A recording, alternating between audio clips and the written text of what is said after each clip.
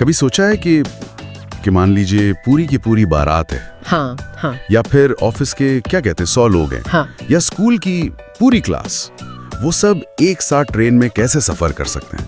मतलब एक ही साथ, बिल्कुल एक ही जगह, बिना अलग अलग सीटों के, वो भी बिना किसी टिकट कंफर्मेशन की चिंता के, एक साथ बैठकर।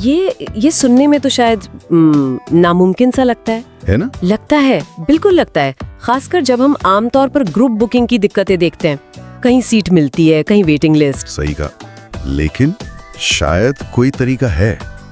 रेलवे में कुछ ऐसी व्यवस्था है जो ठीक यही मुमकिन बनाती है। बिल्कुल है।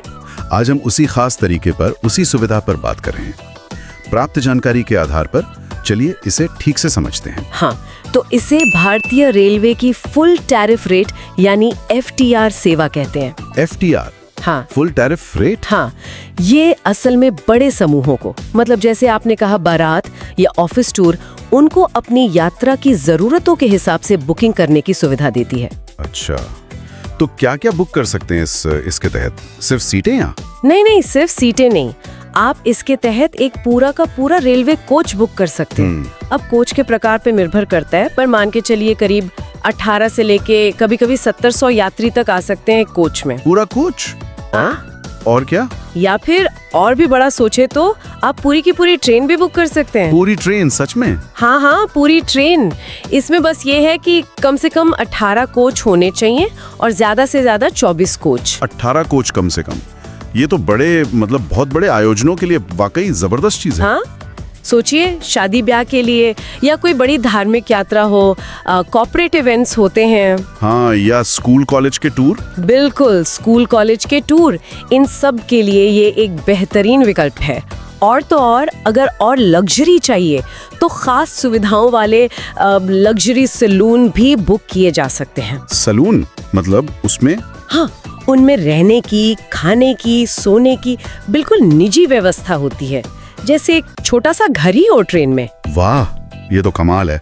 अच्छा, तो फिर इससे बुक कौन कर सकता है? क्या कोई खास, मतलब कोई लाइसेंस वगैरह चाहिए होता है? नहीं, इसकी सबसे अच्छी बात यही है कि कोई विशेष लाइसेंस नहीं चाहिए। कोई भी? हाँ, कोई भी व्यक्ति, कोई संस्था, कोई यात्रा आयोजक हो या समूह का कोई लीडर, वो इसे बुक कर सकता है।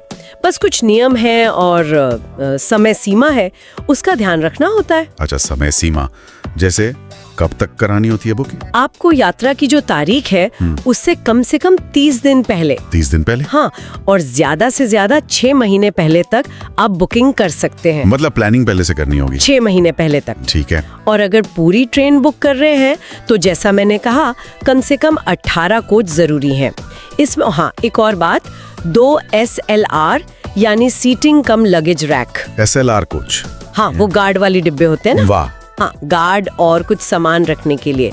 या फिर जनरेटर कोच, ये 2 कोच शामिल होने जरूरी हैं ताकि बाकी सारे डिब्बे यात्रियों के लिए इस्तेमाल हो सके। समझ गया। ये तो हुई बुकिंग की बात। अब आते हैं सबसे मतलब अहम सवाल पर, खर्चा। खर्चा कितना आता है? और क्या कोई सिक्योरिटी डिपॉजिट जैसी चीज भी होती है? हाँ, होती है। बुकिंग कंफर्म करने के लिए एक, उसे कहते हैं रजिस्ट्रेशन मनी कम सिक्योरिटी डिपॉजिट, यानी RMSD। RMSD, ठीक है। ऑलराइट। ये जमा करना होता है और ये राशि है प्रति कोच 50,000 रुपए। 50,000 रुपए हर कोच के लिए। हाँ, प्रति कोच। ये एक तरह से एडवांस बुकिंग कंफर्मेशन है। हाँ, और अच्छी बात यह है कि ये रकम बाद में जो कुल किराया बनेगा उसमें एडजस्ट हो जाती है। अच्छा, मतलब ये किराए का ही हिस्सा है जो पहले देना है। बिल्कुल। 50,000 रुपए प्रति कोच। हाँ। ठीक है। तो अब ये बुकिंग आखिर होती कैसे है? क्या प्रक्रिया बहुत उलझी हुई है, जटिल है? नहीं, देखिए, प्रक्रिया को सीधा रखने की कोशिश तो की गई है। इसके 2 मुख्य तरीके हैं। अच्छा, पहला है ऑनलाइन तरीका। हाँ, सुना है। बस उसी पोर्टल पर जाना है, वहाँ अकाउंट बनाना होगा, मोबाइल नंबर OTP से वेरीफाई करना होगा, फिर आप चुन सकते हैं कोच चाहिए, ट्रेन चाहिए या सैलून। फिर यात्रा की पूरी जानकारी भरनी होती है, कहाँ से कहाँ जाना है, किस तारीख को, कितने कोच, कौन से टाइप के कोच, ये सब। और यात्रियों की लिस्ट? हाँ, यात्रियों की एक लिस्ट भी अपलोड करनी होती है। और फिर वही प्रति कोच 50,000 रुपए का ऑनलाइन पेमेंट करना होता है। पेमेंट भी ऑनलाइन? हाँ, जैसे ये हो जाता है आपको कंफर्मेशन ईमेल या SMS पर मिल जाता है। सब कुछ ऑनलाइन। ये तो काफी सुविधाजनक लग रहा है। और दूसरा तरीका? आपने कहा 2 तरीके हैं। हाँ, दूसरा तरीका है ऑफलाइन, मतलब रेलवे स्टेशन जाकर। स्टेशन पर? हाँ, आप या तो जहाँ से यात्रा शुरू हो रही है उस स्टेशन पर जाएं, या फिर किसी ऐसे बड़े स्टेशन पर जहाँ ट्रेन कम से कम 10 मिनट रुकती हो। अच्छा। वहाँ आपको मुख्य आरक्षण अधिकारी या स्टेशन प्रबंधक से मिलना होगा, उनसे FTR बुकिंग का फॉर्म मांगना होगा। फॉर्म भरना पड़ेगा? हाँ, फॉर्म में वही सब जानकारी देनी होगी, यात्री, रूट, पहचान पत्र वगैरह। और जो जमा राशि है, मतलब वो 50,000 प्रति कोच, और जो अनुमानित किराया बनता है वो वहीं काउंटर पे जमा करना होता है। पेमेंट काउंटर पे? जी। तो ये तरीका उन लोगों के लिए शायद ज़्यादा आसान हो सकता है जो ऑनलाइन प्रक्रिया में मतलब उतने सहज नहीं है। हाँ, ये बात भी सही है। तो मतलब ऑनलाइन और ऑफलाइन दोनों ही रास्ते खुले हैं, ये सुनकर अच्छा लगा। बिल्कुल।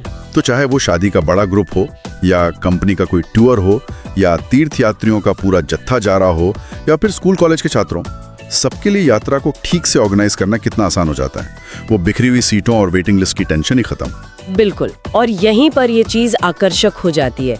देखिए, ये सेवा सिर्फ एक सुविधा नहीं है, ये असल में बड़े समूह यात्रा से जुड़ी जो एक आम चिंता होती है ना, अनिश्चितता। हाँ, अनिश्चितता, कंफर्म होगा या नहीं। बिल्कुल, ये उसका सीधा समाधान है।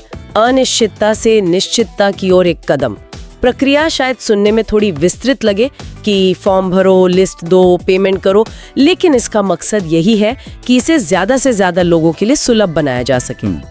ये सिर्फ ट्रांसपोर्टेशन नहीं है, ये यात्रा के पूरे अनुभव को मतलब बेहतर बनाने का एक जरिया है। सही कहा। तो कुल मिलाकर अगर हम संक्षेप में कहें तो भारतीय रेलवे की ये जो FTR सेवा है, ये बड़े समूहों के लिए पूरी ट्रेन या सिर्फ कोच बुक करने का एक बहुत ही व्यवहारिक और सुलभ तरीका है। इससे यात्रा व्यवस्थित होती है, आरामदायक होती है। बिल्कुल सही। और अगर हम थोड़ा सा और आगे की सोचें तो ये सुविधा भारत में समूह यात्रा के लिए और क्या नए दरवाजे खोल सकती है? मतलब नए दरवाजे जैसे क्या हम भविष्य में कुछ खास थीम पर आधारित ट्रेन यात्राएं देख सकते हैं? मान लीजिए कोई वाइल्ड लाइफ टूर की स्पेशल ट्रेन, या कोई ऐतिहासिक रूट पर चलने वाली खास ट्रेन जो इसी FTR सेवा पर आधारित हो। अरे वाह, थीम ट्रेन्स, ये तो दिलचस्प ख्याल है। हाँ, या कोई अनोखे टूरिज्म पैकेज बने। तो ये सोचने वाली बात है कि ये सुविधा समूह यात्रा के भविष्य को कैसे और बदल सकती है, इसके क्या और निहितार्थ हो सकते हैं। ये वाकई एक सोचने वाली बात है। भविष्य में शायद हमें ऐसे और भी प्रयोग देखने को मिले। If you found this video valuable, please hit the like button and subscribe to the channel and set the bell icon to all for notifications. Feel free to leave a respectful comment. Vulgar or inappropriate comments will be blocked. See you in the next video.